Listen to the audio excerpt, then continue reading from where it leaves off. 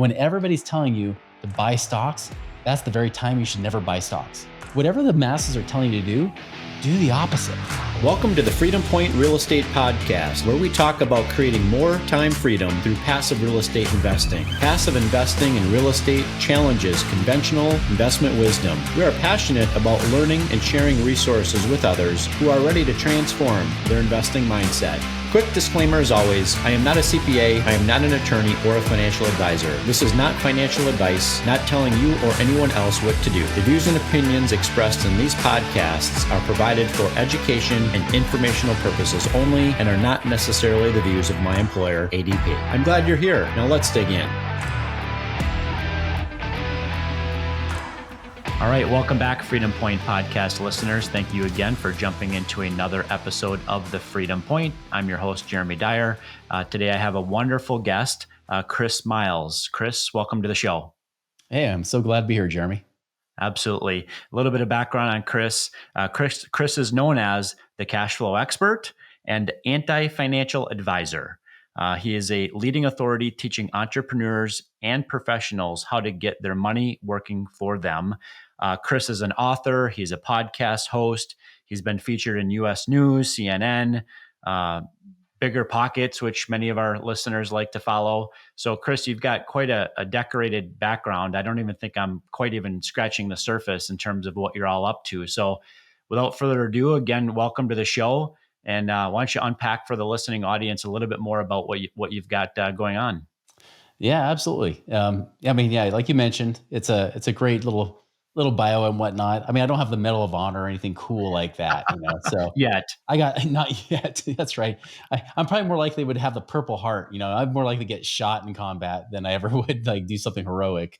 But yeah, I mean, like for me, like yeah, live in Utah. Have my blended family of 8 kids. So it's like the Brady Bunch, but we just didn't have enough room for Alice, so we had to let her go. So it's definitely an interesting life for us. But the cool thing is, I mean, I've been very fortunate and very blessed that I've actually been able to retire twice by the time I was 39. And the only reason it was 2 times is because I screwed up the first time. So if I had done it right the first time, it'd only been once. But it's you live and learn. Yeah, you learn from your mistakes, right? Exactly. Well, good. Well, I know that you are considered to be the cash flow expert and anti-financial advisor. So, what inspired you to take on those roles and titles? Not intentionally at all. I mean, I wasn't even like a money guy growing up necessarily. My parents taught me good values: work hard, your word is your bond, follow your passions, those kind of things. But when it came to money, it was the opposite. It was teaching me a scarcity of money, right? You could, we don't have enough. We can't afford this. What do you think I am, made of money? Money doesn't grow on trees, all those kind of things I'd hear. And even my dad would talk about how he believed his job would literally kill him because he had strokes and heart attacks by the time he was in his 40s and 50s. And so I didn't want to live that kind of life. I wanted something different.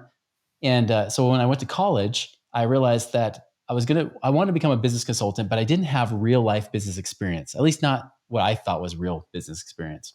So I was supposed to be a little short hiatus from college just to find some business, gain some experience, and then go back and finish my MBA. Well, as I was doing that, I was looking for a business to start. And the one that kind of intrigued me was a financial advisor, not knowing they take anybody off the street. As long as you could pass a test and not have a criminal record, you qualify to be a financial advisor. So I did that. I ended up liking being an entrepreneur so much, I actually dropped out of college. I never finished my bachelor's degree. Had 1 class to go to finish to do that. And so I stopped and I went down that path. And after several years in that industry and then in that business, my dad reaches out and says, "Chris, when do you become my financial advisor?" So I sat down with him, first time ever seeing his money, because he was always very guarded. He never trusted anyone to look at his money, right? He'd always thought people were trying to take money from him. Well, I sit down and looked at all his money, and he paid off his house early in 18 years. So he's proud of that. He'd been stuffing his 401k like every good boy and good girl should. Yet, as I looked at his numbers, I said, "Dad, here's the deal. If I'm to be honest with you, if you want to retire today, even though you're 61 years old, you better hope you die in 5 years because that's when you're going to run out of money." "Okay, Chris, well, what else can I do? Like, I don't want to just die in 5 years. Give me some other better options." I said, "I don't have any. You did everything right according to what I would teach as a financial advisor." And so that bugged me, and it bugged me badly. And of course, when the student's ready, the teacher appears. A few weeks later, I call up my friend who I trained to be a financial advisor, but then he went to go do this crazy thing called real estate investing. And he and his dad had partnered on some deals. And I started to ask him how things are going. He's like, man, our life is awesome. My dad's doubled his income of his normal job, GOB income that he's got just doing real estate investing. I'm like, you guys have only been at this for 4 or 5 months. That's too good to be true, right? In my financial advisor brain, that must be risky. He said, Chris, how many of your clients are really financially free where they don't worry about money? I said, well, they all worry about money. They all worry about running out. So none. They're all that way. Okay, good job, Chris. Way to not help anybody be free. Well, how about this? How many of you guys as financial advisors are financially free, not off the commissions you're earning, but doing these investments? Because if anybody has it figured out, shouldn't it be you? Mm-hmm. And as I really was honest, and I did a mental check, like about 100 advisors in our office, I said, well, there's guys working here since the late 1970s. So I'd say none. I don't think any of them can retire. There's your problem, Chris. And that got me down the path, like almost like taking the Matrix red pill, right? Going down this whole other world of passive income and what you can actually do with investing that I never thought was possible as a financial advisor, because in their model, it's not. But by applying those same things in my own life, one, I quit being a financial advisor because I felt like I was a liar and a deceiver. So I wanted to undo the damage I did. But then two, I wanted to get myself financially free. And so later that next year, I was able to retire when I was 28 years old, and blew my mind. It was even that. I shouldn't say it's easy, but it was that simple, right? It was literally just math, and getting my money work harder for me. And as a result, of course, when I did that, everyone wanted to know how I did it. And so that's where in 2007, I actually came out of retirement to teach people how I did it, like how I help create more passive income and cash flow in people's lives and things like that. So the first time that you retired primarily from an active W-2 earning job when you were 28, 29 years old. Is that right? Yeah, I mean, well, I quit being a financial advisor, which was completely commission only, 100%. The only thing I was doing in between is I was a mortgage broker, so not salaried, and then also I wasn't really making money at it. I was kind of volunteering for the most part, a little bit of under the table money for teaching ballroom dancing at the local university. So I was doing that, and I was also doing stock coaching. I was actually teaching people how to trade stocks and options at that time as well. So I was doing all those things, but then as I got enough money coming in, I only had like 3,500 a month of expenses. It was really cheap because I only had 2 kids back then. Now I have 8. Different story. Um, so with 2 kids, I was living on 3,500 a month, and pretty soon I was making about 4,000 to 5,000 a month.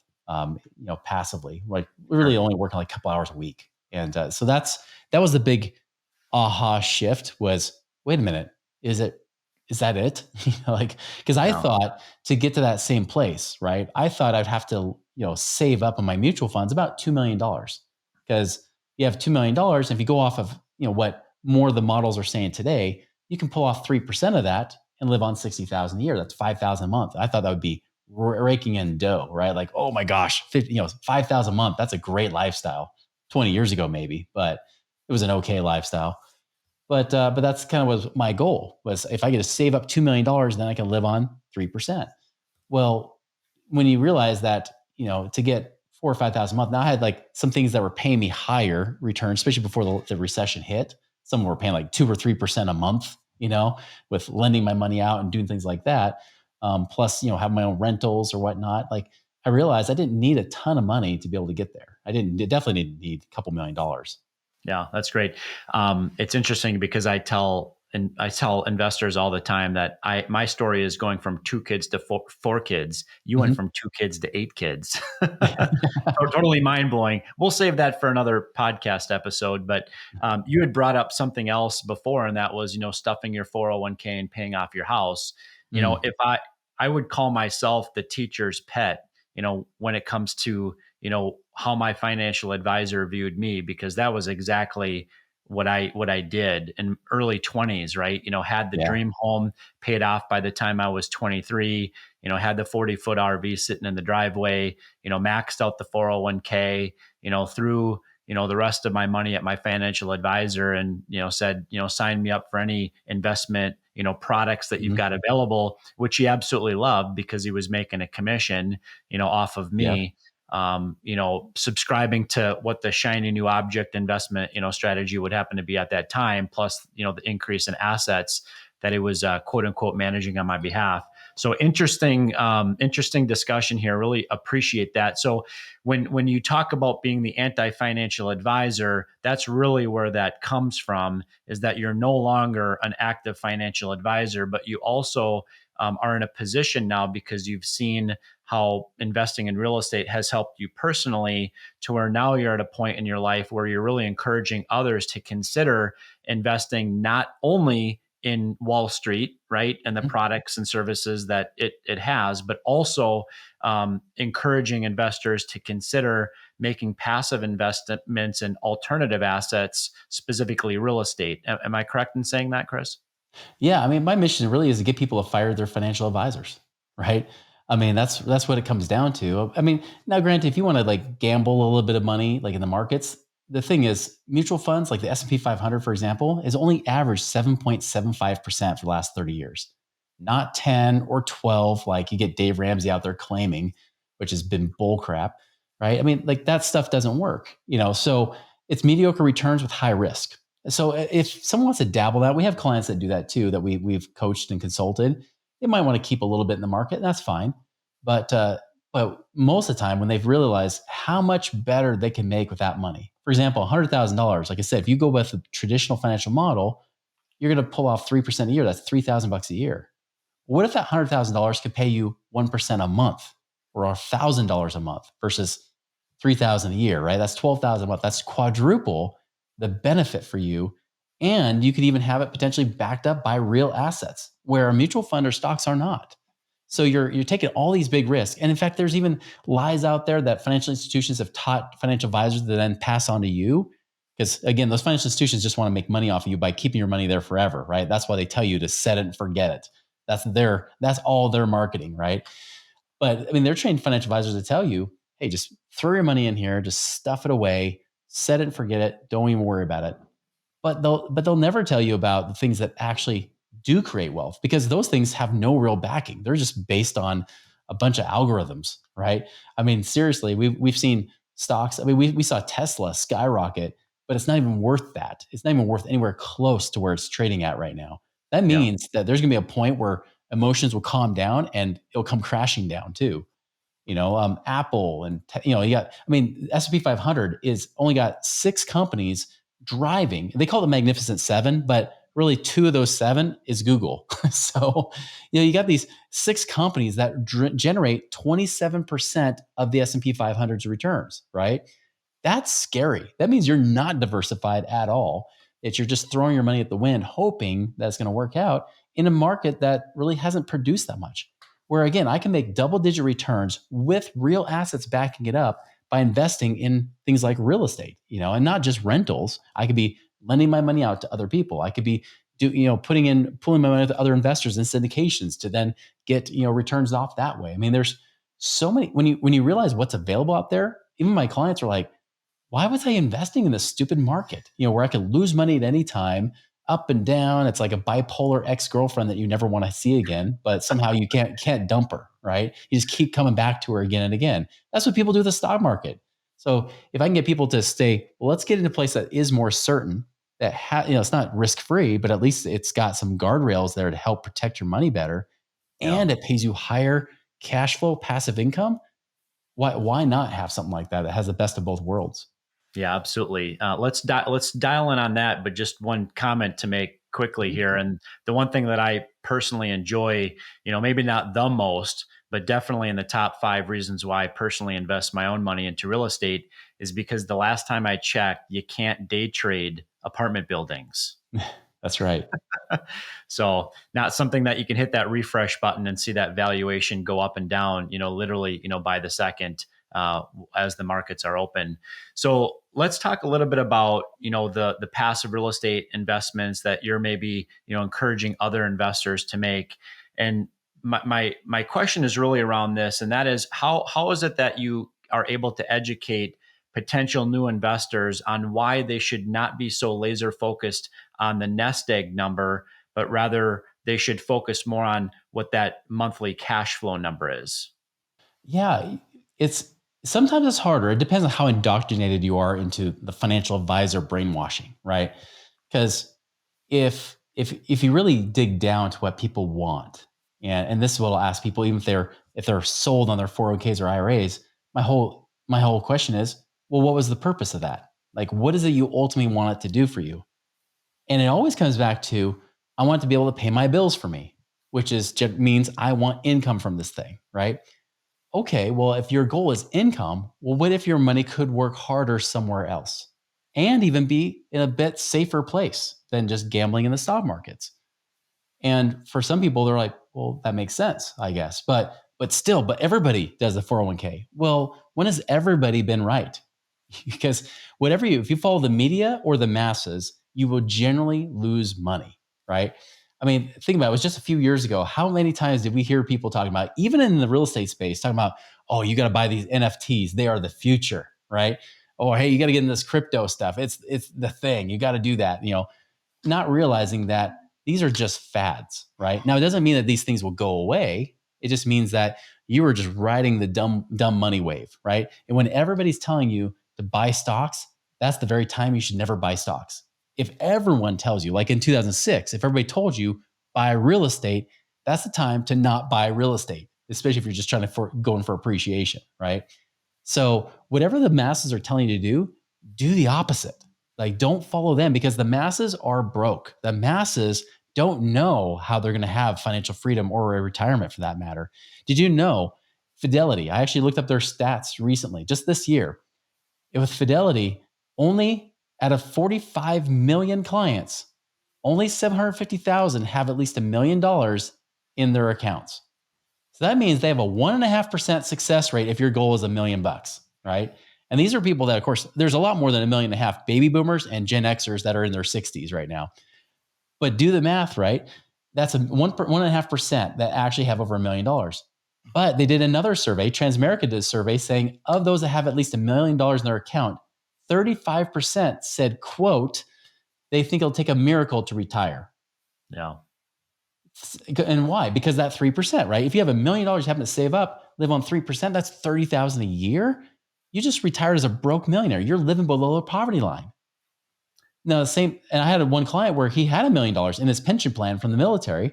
He's like, but my financial advisor tells me I live on $30,000 a year. I live in California. No one lives on $30,000 a year. Not even homeless people can live on $30,000 a year, right?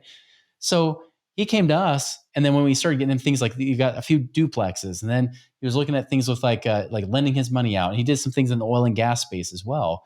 And the next thing you know, his $30,000 a year instead now was generating $130,000 a year, and still not touching his $1 million. Like, that is the difference. And so when people wrap their mind around, well, that's what I wanted in the first place. I wanted income to come off and then not have to worry about it running out of money. That to me is beautiful. Yeah, absolutely. You had mentioned earlier that you've helped clients collectively increase their cash flow by $300 million in just the last 13 years, which I think in and of itself is impressive.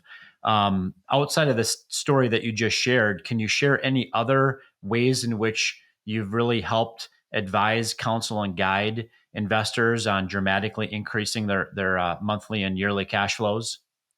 Oh yeah. I mean, the cool thing is not even all that's investing. For example, we had one client that the couple has like really $5 million between all their stocks and mutual funds and everything. And even before they of course came to us, they wanted to know what to do with the money to invest it in real estate backed assets. Well, the first thing we notice is as we're analyzing their cash flow, their whole income and expenses, their balance sheet and everything, we realized I said, wait a minute, actually, without even investing your money, we could probably refinance your home, do a cash out refinance. This is before rates shot up. This is just last year. So it was before rates really took off. But do a cash out refinance to then pay off some of these loans that you have, and will free up almost $4,000 a month. So already, like, right, we got you $45,000 a year of cash flow without investing a dime.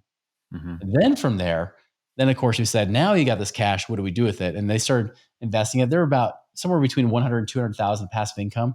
Partly because they still have a hard time wanting to let go of those stocks, right? They're like, oh, but the tech stocks came back up in 2023. Maybe we should hold on just a little bit longer before they tank, so we haven't got them all the way out. If we had got them, if they had decided just to liquidate everything, we probably could have got them to the point of about 500 to 600,000 a year of passive income.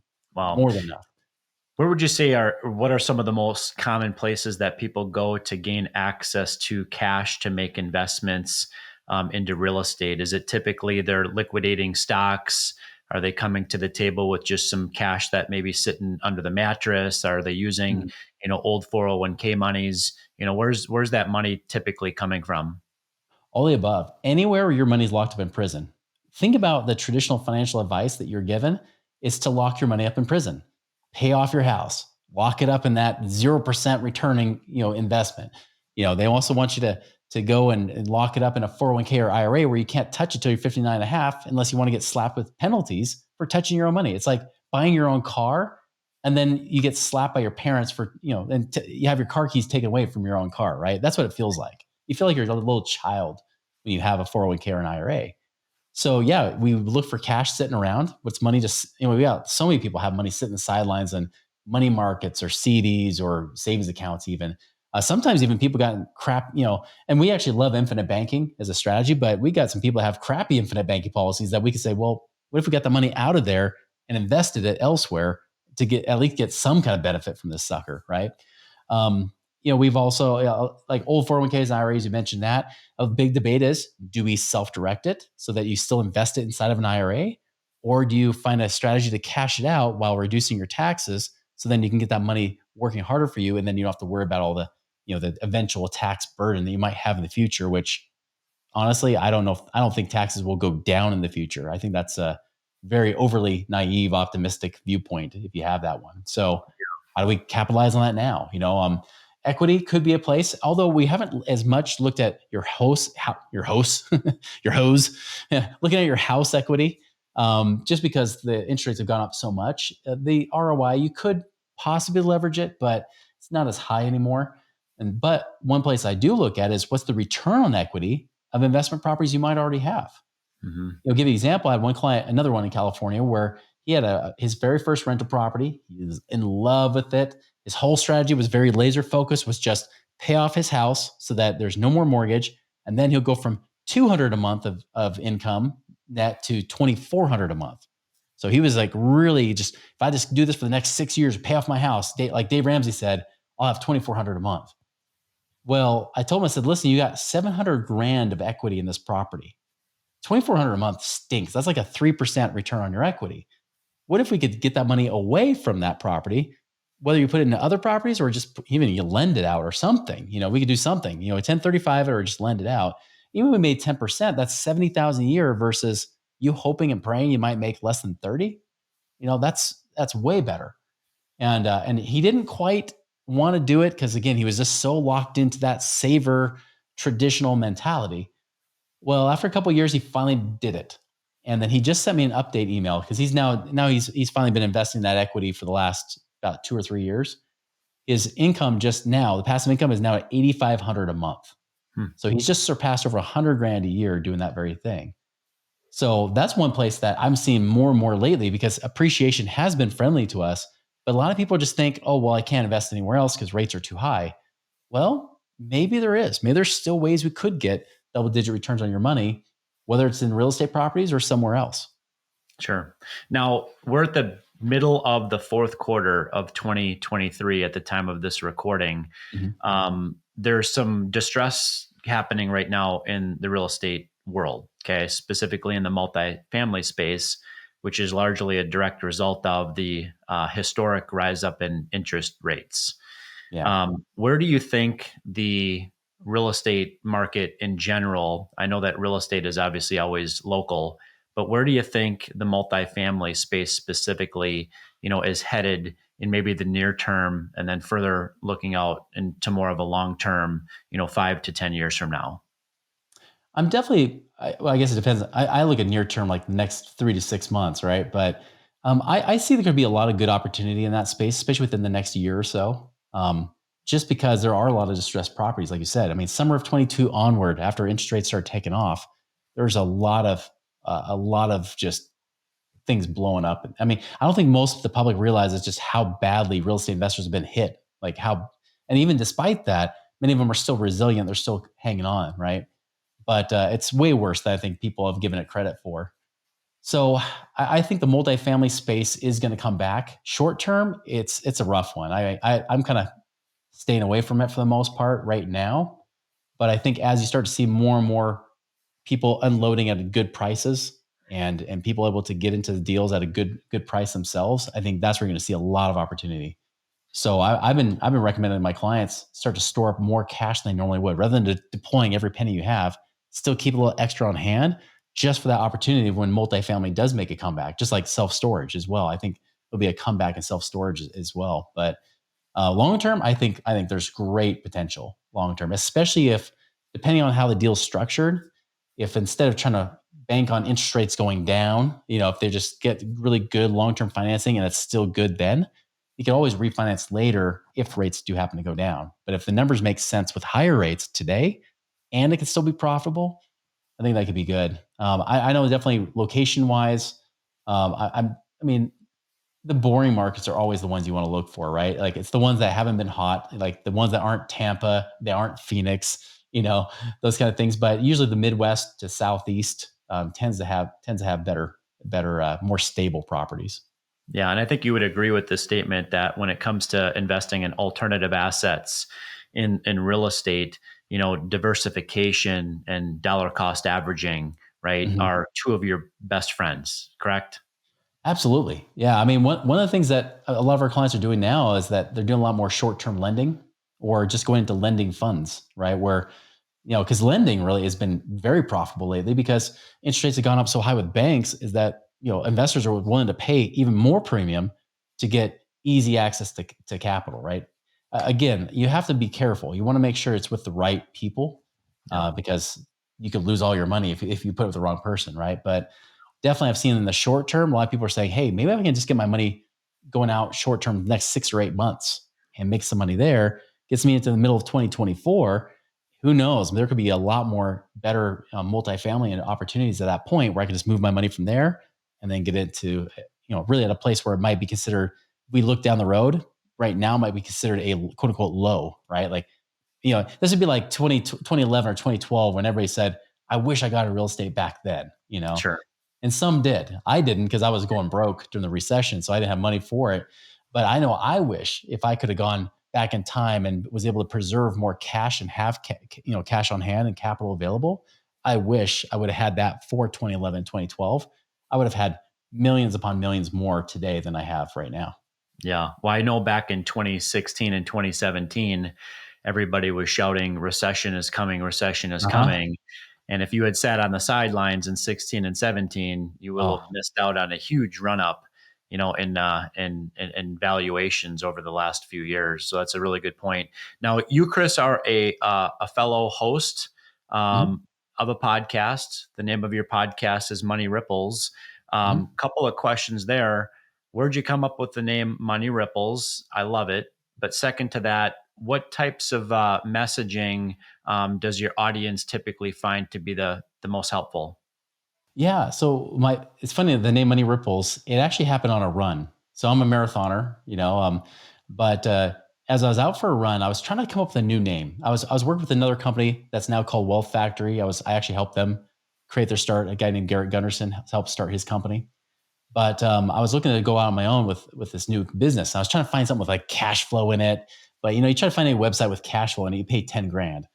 And so I was really getting bugged by it. And so while I was on a run, I was thinking about the people I'd already helped with their cash flow and helping them their money leaks and things like that, and just how their lives were changing. And especially like one couple, I mean, they're out in North Dakota, and we freed up $6,000 a month for them. Not even investing, just helping them free up money with paying down debt, freeing up some money on some taxes and things like that. And then that first month, when they freed up $6,000, they bought a $6,000 four wheeler. Now most people would have judged him for it, but they're saying, no, you don't understand. My husband finally gave himself permission to stop working 5 or 6 days a week. So now he's actually taking weekends off, and we're using that four-wheeler with his kids every weekend. She's like, I got my husband back, and my kids got their father back.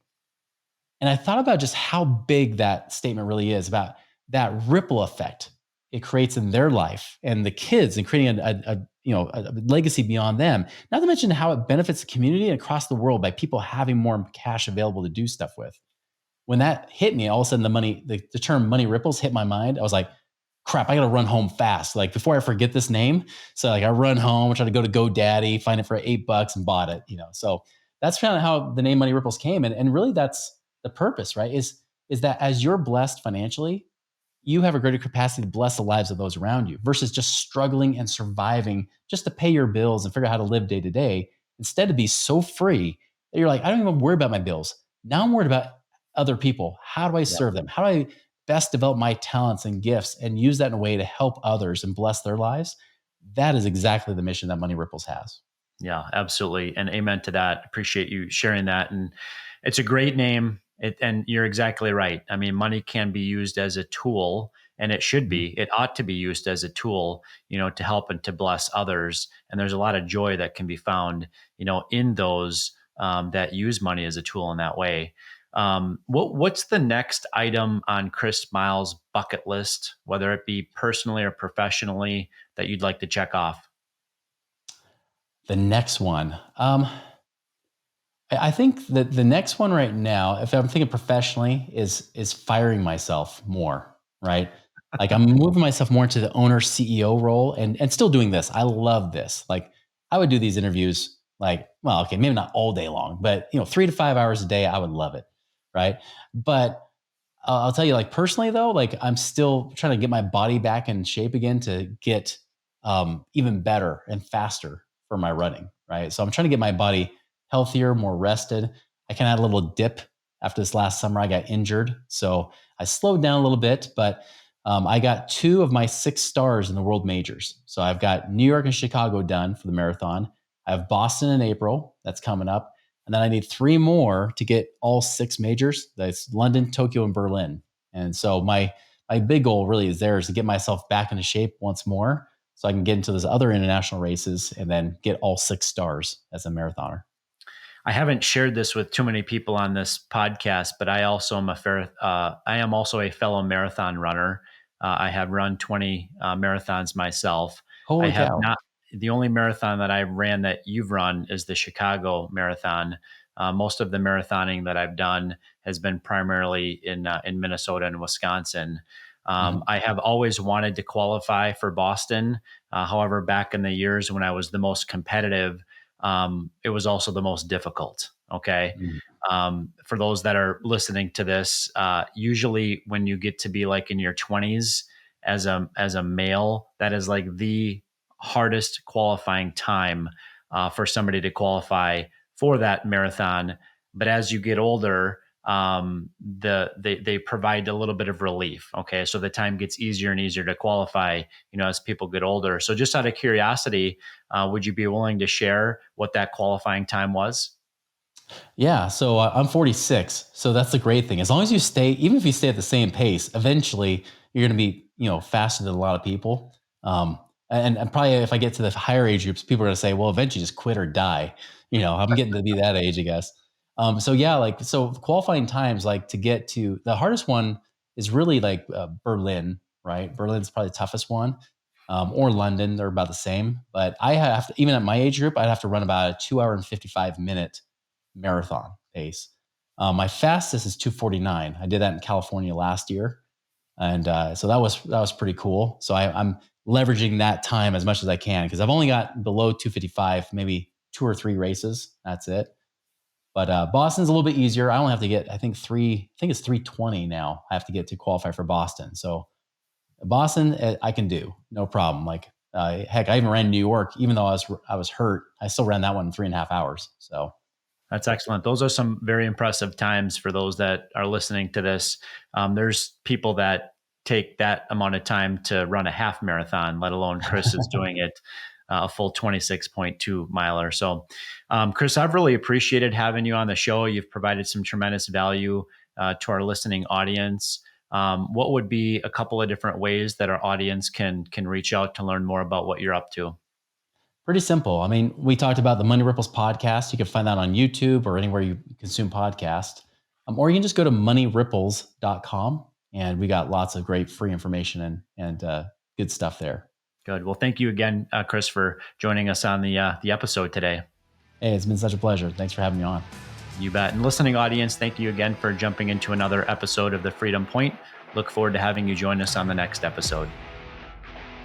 Thank you for hanging out with us today and for listening to the Freedom Point podcast, powered by Starting Point Capital. This show is for entertainment purposes only. Nothing said on this show should be considered financial advice. Before making any financial decision, please consult with a professional. This show is copyrighted by the Freedom Point podcast. Written permissions must be granted before syndication or rebroadcasting. If you're interested in connecting, you can find contact information at startingpointcapital.com.